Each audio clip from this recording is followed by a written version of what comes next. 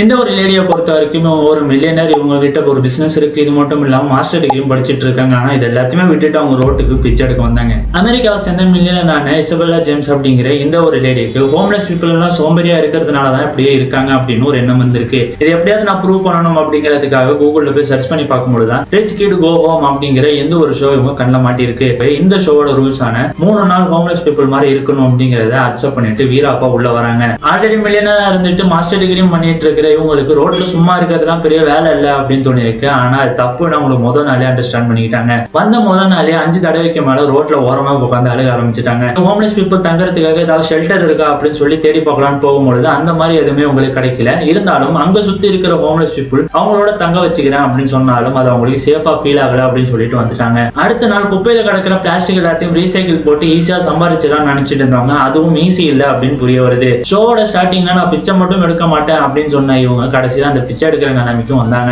பிச்சை எடுத்த கொஞ்ச காசை வச்சு ஹோட்டல்ல ரூம் எடுத்து தங்கலாம் அப்படின்னு போய் கேட்டாலும் உங்கள்ட்ட ஐடி இல்லாதனால உங்களுக்கு ரூமும் கிடைக்கல. அந்த 3 நாள் பாத்தீங்கன்னா அவங்க லைஃப்ல இது வரைக்கும் படாத கஷ்டப்பட்டு ரொம்பவே பாடுபட்டுட்டாங்க. கடைசியில 3ஆம் நாளோட முடிவுல ஹோம்லெஸ் பீப்புளுக்கு ஐடி கிடைக்கிறதுக்கு நான் கோர்ட்ல ஒரு பெட்டிஷன் போடுறேன் அப்படின்னு சொல்லிட்டு ஓடியே போயிட்டாங்க.